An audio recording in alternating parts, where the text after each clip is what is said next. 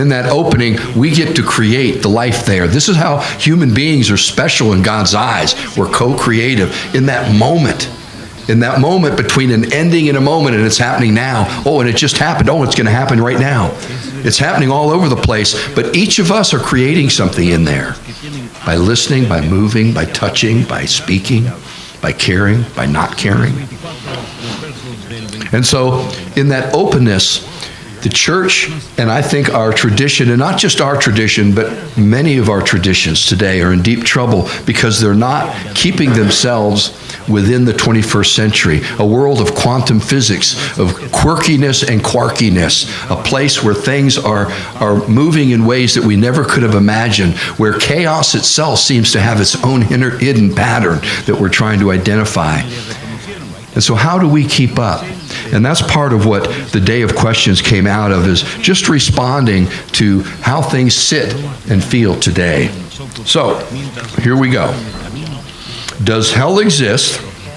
Would God really send people there? Will there be a chance at final judgment when Jesus gives non-believers another chance to believe before sending them to hell? No, maybe, and perhaps. You know, one of the people in my life that I truly consider a mentor, who took me under his wing, was a guy named William Sloane Coffin Jr., who was an amazing human being. And he said, hell is truth discovered too late. Now, Bill Coffin had just gone through the war in Army intelligence, which turned into the CIA. And what he recognized is he spoke Russian fluently, and so he was part of that whole movement. And he was literally, after the war, sending all these expatriated Russians back to Russia. But he did not know that as soon as they got off the plane, Stalin was killing them until later, after about 800 people had been killed at his sending them back. His life crashed. He said, that was hell for me, and it's been hell ever since. But it pushed me into ministry. It got him out of intelligence work and into the Lord's work. So does hell exist? Yes. My dad, when he talks about the war, he went 3 years in the South Pacific, he's talking about hell. Now, is there an afterlife hell? You know, when it comes to the afterlife, I'm going to stay puzzled because I like it that way. Once I discovered that all time exists simultaneously, it really threw a crowbar into the works of afterlife, because there's a place, and I've done extensive studies on the quantum field. What's happening is so much weirder, stranger than I can ever say. But I will witness to this. Eternal life is real and true. Do not wait to die to taste it. It's available right here in our midst. You can find it in justice making. You can find it in truth. You can find it in love. You can find it in care. And that's real. And those places where those things are not, that's where hell's growing. That's all I can say. So I believe that there's hell on earth, but I also believe that there's a mystery that's going on. Now, I will say finally that when it comes to hell, I love the Muslims' hell a lot better than I love the Christian hell.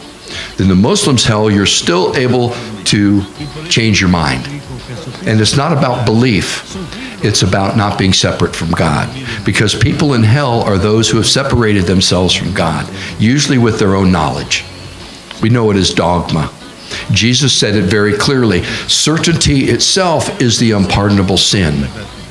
Once you're certain, you cut yourself off from God, and you no longer are receiving the next revelation. And my friends, every breath is the next revelation. So, I'm going to leave it at that. You've made Jesus in the Bible more understandable to me, thank you, Renata, by your knowledge of the habits and culture of those ancient days. There is so much conflicting info. Where can I find that history? What we're talking about is called exegesis, and I've talked about the two movements in any Bible study. There's exegesis and there's hermeneutics. Exegesis is going into the history of the time and getting to know what was really happening there. The image I use often is turning the other cheek. When a slave turns the other cheek to a master, that puts the slave on an equal level with the master, because you see, the master could only hit the slave with the back of their left hand, which is their unclean hand. When the slave turned their cheek, that meant the master would have to hit him with the back of his right hand, which was a clean hand, and you could only hit your equal with that hand. See what Jesus was doing? Very political. There's no place that I found where all of these things are there.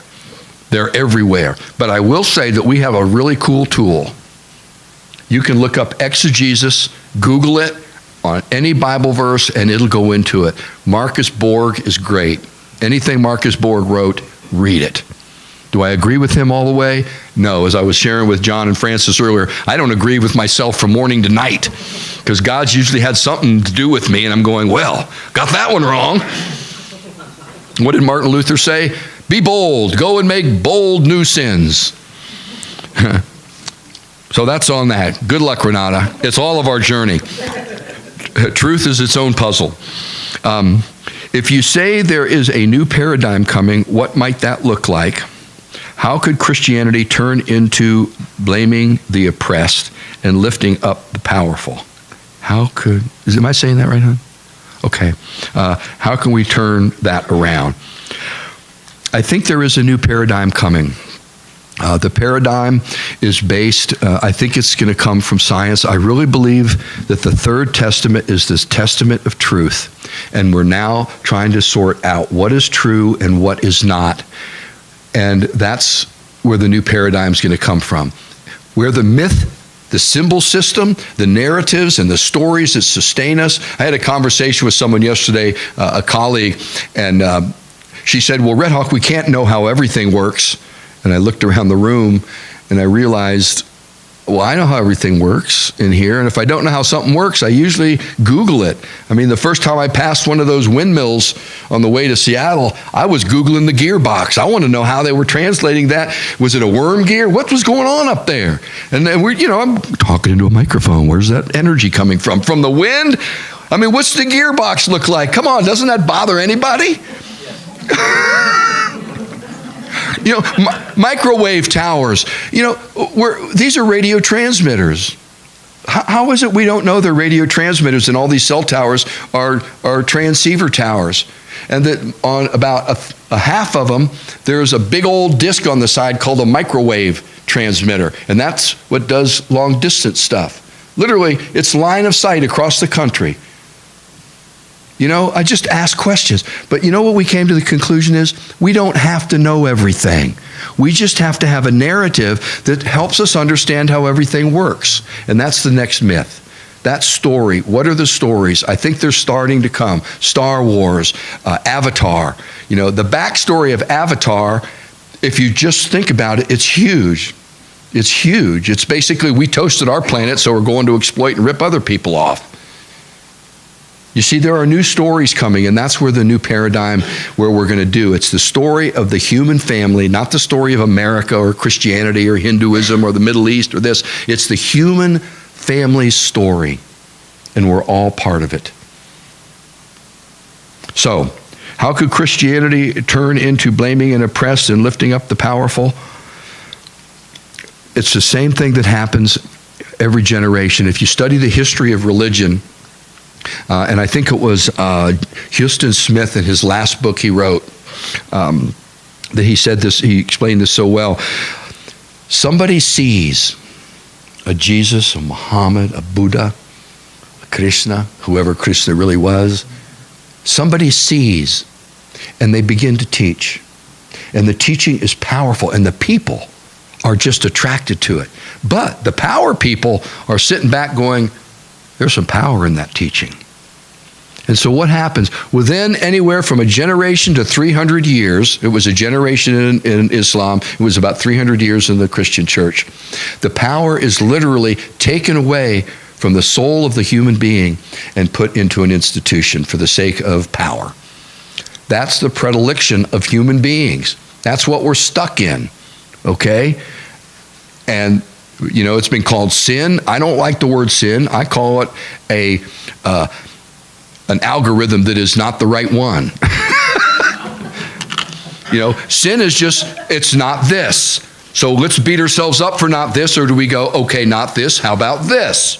And if it's not that, well, how about this? You see, that's how, next time you're in an airplane, that's how you got in that airplane. Do you know how many itty-bitty noticings it took to create everything from lift to all the controls, everything in that airplane? We're talking, you're hanging on 3 miles, 5 miles up in the air on 1,000,000 years of evolution. And we're all just taking it for granted. Yep. It's a miracle. Yeah, I always call it the culture of the tube. It's definitely its own challenge. So how can we turn that around? I think we try to redefine stuff here. The church has turned into a bastion of comfort and justification instead of challenging with the truths of our time. And how do we do that in a gracious way? And I think, and I've said that to many of you, I think that's one of my failings is I'm good at saying it, but not very graciously. There's challenges because the human family is in deep trouble. And I believe the love of Jesus Christ is going to be integral to the salvific act that's going to help us. So keep loving, keep making justice. From Sarita, why does intolerance thrive? Intolerance thrives because of fear. Fear, so I was in Nashville visiting a friend, a colleague, and Nashville, Spokane, Seattle. Well, I just jumped all over the country. And Sophie and I were sharing music with each other, and I shared a song called Maggot Brain. Now, you all don't remember Clinton, not the Clinton president, but the psychedelic black dude Clinton who started the Funkadelics. I always say, give a black man LSD and the Funkadelics is what you get. But he talks about fear is the mind killer. And if we don't modulate our fear, we end up creating consequences that will drown us in our own consequences. So fear is really a movement that takes on intolerance. Intolerance is one of the attributes of the manifestation of fear. And we see that all over the place. And, our class, we've been studying the chakras and the sacraments, the Christian sacraments, how they relate to the different centers. And the whole concept of how fear messes us up over and over is amazing, Intolerance, hate, violence, all of those come out of fear. And how do we do, the opposite of fear is love. It's, the opposite of love is not hate, it's not indifference, it's fear. It's as simple as that. And believe me, love will dispel all fear. How do we get love back online? That's the issue. If the proper place for progress is the space between the mind and the heart, what are the next steps we can take in a society to find that balance? We are so mind-centered. What would that transition look like? Well, I think it's important, we're studying Carolyn Myss in the anatomy of the spirit, and she says in the 1960s something happened. She says the heart chakra opened, and she actually uses the conversation of people who are meeting, the kinds of conversations. Before the 1960s, a couple would meet and they would share their family of origin, their religion, their tribal stuff. They'd share something about their hobbies and things like that. In the 1960s, people started sharing their addictions, their problems, their weaknesses. My parents never shared that stuff with each other. My parents never shared that with me. My dad's dying and he still doesn't share that stuff with me, and it's happening right in front of my eyes. So I think part of what's going on is one of the things that Buddha says that I really love is the answer is in 3 words: attention, attention, attention. We are so distracted by what's going on all around us, we have failed to pay attention to what's going on in us. And I believe it was Emerson who said, what lays before us and what lays behind us is of little consequence compared to what lays within us. And we do not have an awareness of what's going on within us, and that's what has to happen. And I think that's happening, Josh. I do. If you look at the single magazine, Preventive magazine, the number of people reading that doubles every 6 years. The number of people that are involved in the human potentials movement doubles every 6 years. Everybody wants to know what's going on in them. It's crazy in here. Why is the divorce rate so high? Well, I'll tell you why. Carolyn Mice said it.